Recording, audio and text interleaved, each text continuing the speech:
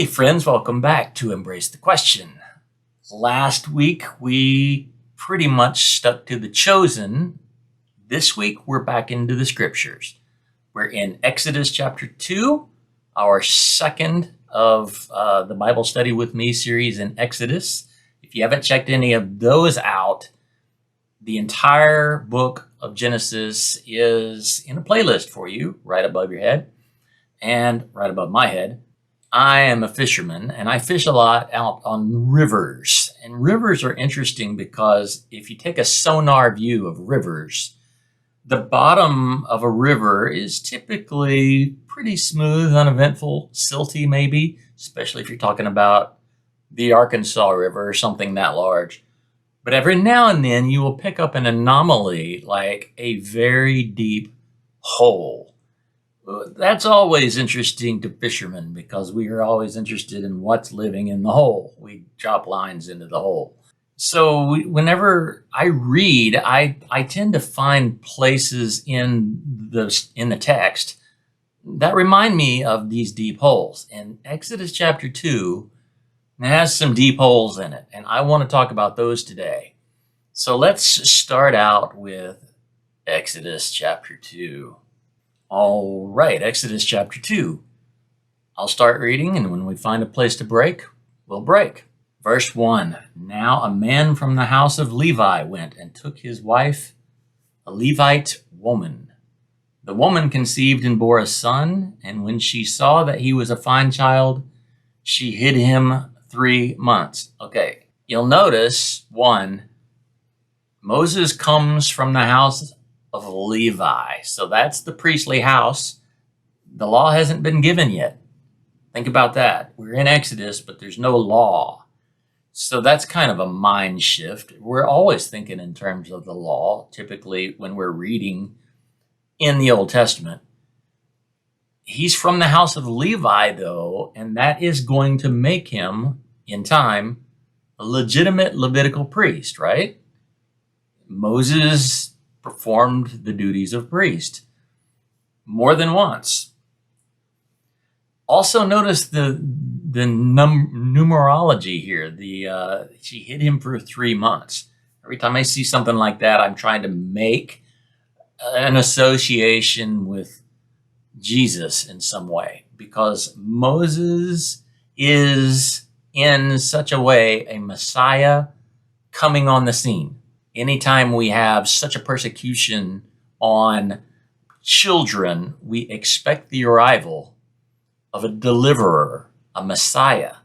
Okay, that's what I mean by a Messiah. Not the Messiah, but a Messiah, a type of Christ. So Moses will be a type of Christ for us throughout Exodus and actually throughout scriptures. He's going to be a type and a shadow of Jesus, which is why Jesus immediately in the book of John has to prove himself greater than Moses, because to the Jewish people, Moses is the pinnacle. He is the top of what they know. So now we see him hidden for 3 months in this case. So let's just kind of bookmark that as a thought and proceed. When she could hide him no longer, she took for him a basket made of bulrushes and daubed it with bitumen and pitch. She put the child in it and placed it among the reeds by the river bank. All right, again, this is probably setting off alarms in your head from Genesis chapter 6, when God approaches Noah and has him build a boat. Okay, when he's building the ark, he is doing this with it. He is pitching it on the inside and pitching it on the outside. Now, the words bitumen and pitch that were in that particular chapter of Genesis 6, those are different Hebrew words, but they also mean redemption. The pitch that you put on the inside and the outside of the boat is the same word for redemption. So what is it really saying? It's saying that you have a redemption that is not only protecting you from the outside, but it is protecting you on the inside. It's an inside-outside redemption. All right, that's a pretty powerful concept. When we finally do see the ark, another ark of the covenant built, it's going to be made of gold, but not just gold on the outside. It's going to be gold on the outside and on the inside. Isn't that cool? So this is what's happening here.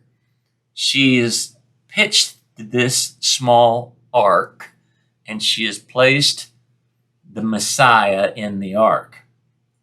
The deliverance is in the ark. All right? So this is done by his mother. Verse 4, and his sister stood at a distance to know what would be done to him. So she's looking out for him.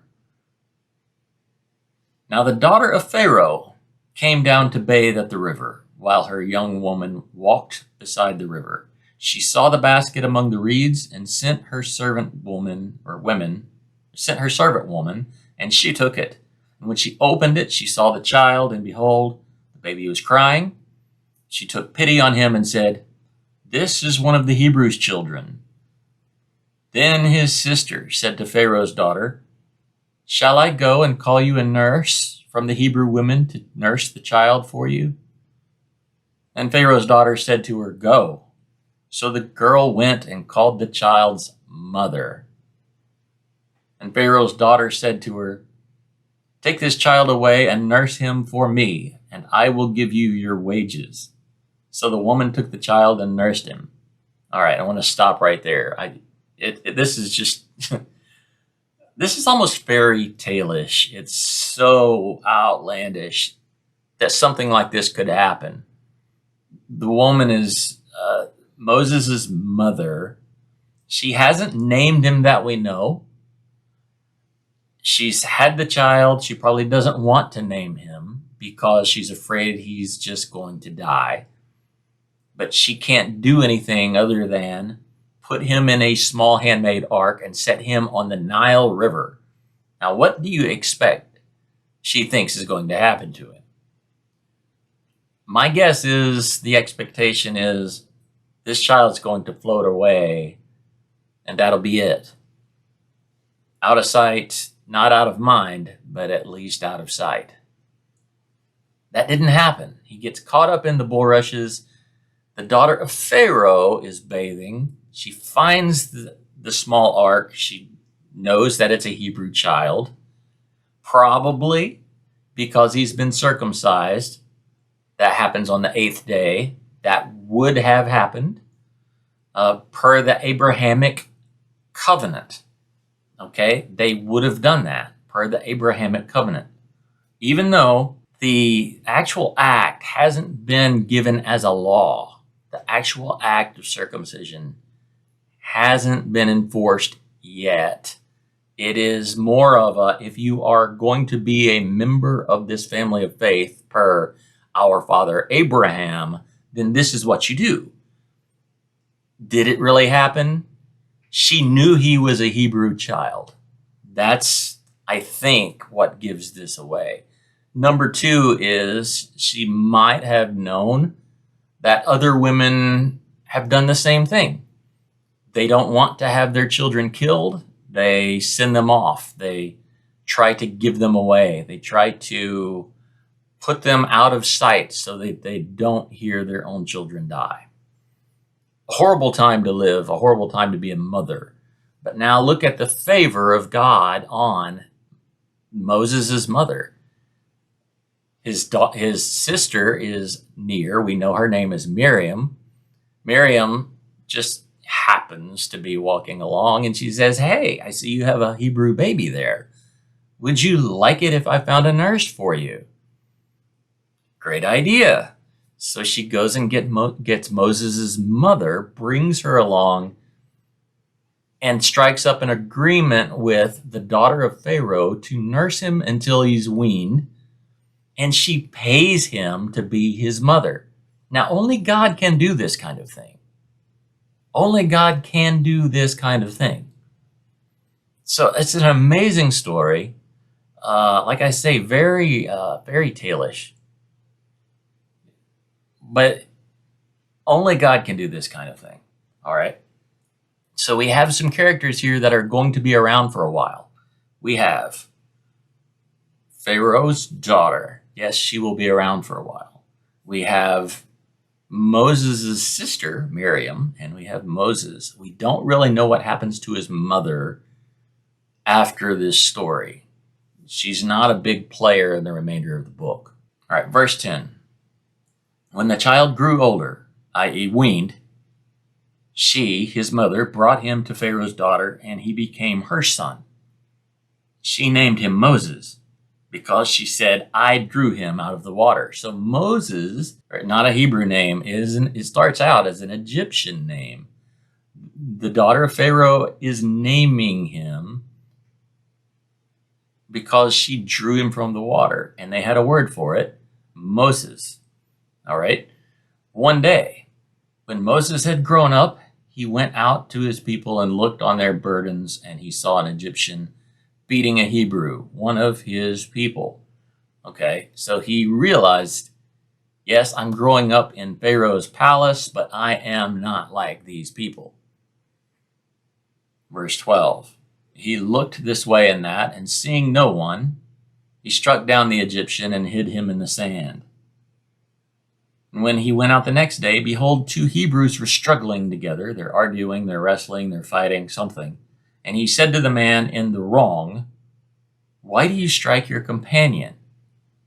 All right, verse 14. And he answered, who made you a prince and a judge over us? That is a seriously good question, because that's exactly what Moses is becoming, a prince and a judge over them. Do you mean to kill me as you killed the Egyptian?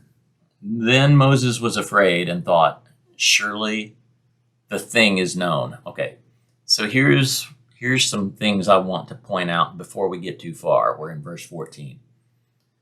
But Moses probably looked like an Egyptian, head shaved, Egyptian garb. He grew up in the palace of Pharaoh. Which Pharaoh? We don't know. But he looks like an Egyptian. That's going to be an important thing moving forward. Okay? The Hebrews don't like him. Do they know that he is a Hebrew? We don't know. It probably is known amongst the Hebrews that the son of one of the Hebrew women is now being taken care of as the son of Pharaoh's daughter. That's interesting. So if it is widely known by the other Hebrews that one of their own is growing up in the palace, well, you can imagine the resentment that might be in play here. They don't like him. They don't like Moses. Even though Moses feels a connection to them and he's a bit protective over them, they still don't like him. So now we're putting together kind of a story, a line of what things were actually like in the life of Moses during that time. Now I want to go back for a moment to Pharaoh's daughter. And I want to take you over here to 1 Chronicles 4:18. And this verse, here's a disclaimer, but this verse in this particular translation isn't going to look like much. It reads this way. And his Judahite wife bore Yered, the father of Gedor, Heber, the father of Soko, and Jekuthiel, the father of Zanoah.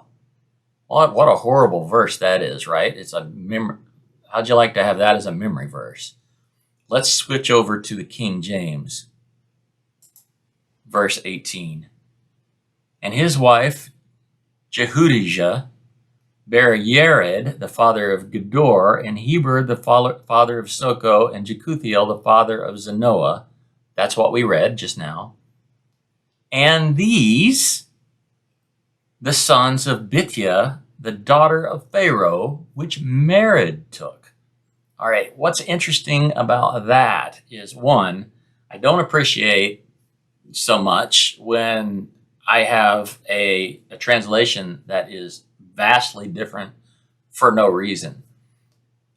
I am assuming that the ESV, which I like, left out the second half of this sentence because some manuscripts don't have the second half of this sentence. I don't know that for sure. But the second half of this sentence is provoking because of Bithia, the daughter of Pharaoh. Bithia is a transliteration. It's a variant of the word Batia. Bat is daughter, and Yah is God. It's the name of God, Yahweh. Yah. So Bithia, the meaning daughter of God. Jewish tradition has it that Bithia was saved at the last moment on the last judgment, which was Passover, death of the firstborn. Bithia was brought in because she was kind to Moses. She raised him. She was merciful to Moses and the Hebrews. She was brought into the house of Caleb. Caleb, who is, according to Hebrew legend, one and the same as Mered. Mered and Caleb. Okay, yes, this is Hebrew tradition. It's pretty cool, whether I can't prove it one way or the other. Okay, but Caleb being one of the faithful ones, right? Only Joshua and Caleb had enough faith to go into the promised land when the time comes. But Batia, it was said, you were the daughter of Pharaoh, but because you had mercy, you are now the daughter of God, Batia. So she becomes, like I said earlier, a player, a character in this story of redemption. I like it. It brings her from Egypt through the wilderness with everyone else and finally into the promised land with Caleb. And she would be recorded right here, 1 Chronicles chapter 4, verse 18, if it's true. Okay, if it's true. I like to think that it is. I don't see that it's a deal breaker either way. But I do believe that the Lord had mercy on the daughter of Pharaoh because she was merciful from the beginning. Let's go back to Exodus 2. And we were in 14. Let's start with 15. Now, when Pharaoh heard this thing, he sought to slay Moses. But Moses fled from the face of Pharaoh and dwelt in the land of Midian and sat down by a well. Okay, why is he fleeing? Because he's just killed an Egyptian. Yes, word did get out, and yes, Pharaoh did hear about it, and he wants to kill Moses. All right, that's the story so far. He sat down by a well in Midian. Now the priest of Midian had 7 daughters, and they came and drew water and filled the troughs to water their father's flock. What does this seem like to you? And the shepherds came and drove them away, but Moses stood up and helped them and watered their flock. And when they came to Reuel, their father, he said, "How is it that you've come so soon today?" Talking to his daughters. And they said, "An Egyptian delivered us out of the hand of the shepherds, and also drew water enough for us that watered the flock." And watered the flock. I want to stop.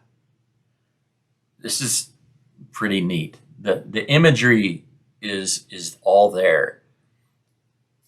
He's a Messiah, right? Moses is a Messiah. What's he look like? He doesn't look like one of them. He's not recognized as one of their own. They didn't recognize Jesus. They haven't recognized this Egyptian, who isn't really an Egyptian. But is he a good shepherd? Yes, he's watering the flocks. Who are the worthless shepherds? The ones that are driving the good shepherd and their flocks away from the water.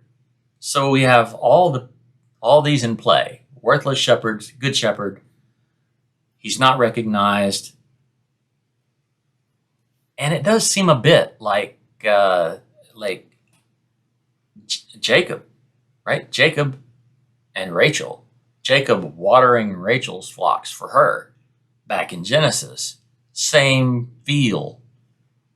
It's a repeat. They're all shadows. Let's keep going. How are you back so soon? An Egyptian delivered us. All right, verse 20. And he said to his daughters, and where is he? Why is it that you've left the man? Call him that he may eat bread. And Moses was content to dwell with the man, and he gave Moses Zipporah, his daughter. And she bare him a son, and he called his name Gershom, for he said, I have been a stranger in a strange land. Okay, Gershom is son of Moses. And it came to pass in process of time that the king of Egypt died, and the children of Israel sighed by reason of the bondage. And they cried, and their cry came up unto God by reason of the bondage. This is an interesting study of the cry of the people and how the cries of the people come up to God. God hears. God hears. I believe the cry is the Zedekiah. It's a heartfelt cry to God out of the distress of soul. Okay? It's not just you've hurt your thumb. No, this is a very deep-rooted cry. It's a sigh. It's something that's now part of their existence. All right? Get this, verse 24. And God hears their groaning. He heard their groaning, and God remembered his covenant with Abraham, Isaac, and with Jacob. And God looked upon the children of Israel. We're still in the King James here. My bad for not switching back. It says, and God had respect unto them. But here's the real translation in the ESV. God saw the people of Israel, and God knew. I had to stare at that because that is a deep statement. He looked upon them and he knew. That says volumes, the way that's written. He just knows. Many of you are dealing with that kind of groaning in your spirit, that kind of distress. Maybe I can only imagine what kind of circumstance creates that. Certainly theirs was slavery and oppression that's grievous in nature. But we do the same. We go through these times of life where our struggles are real, man. And sometimes there's just not even any words, right? But God knows. He knows. And when he knows a thing in this way, your redemption draws nigh. Your answer is on the way. So that is the gist of Exodus chapter 2. Like I said, there's some deep wells there. There are some things to pursue. God knows when we go through real darkness in our lives. He knows. And this whole idea of God working out something in a people, that's what's being shaped here with Exodus. So there is a crossing over happening from darkness to light. That's the story that we're in right now, and you're watching it happen. So I thank you guys for joining me for Exodus chapter 2. Can't wait for chapter 3. It's coming up soon. Get some Solway coffee, please. I've got some link. I got a link in the description, solwaycoffee.com. Help a brother trying to reach a nation. Talk to you later. Peace out.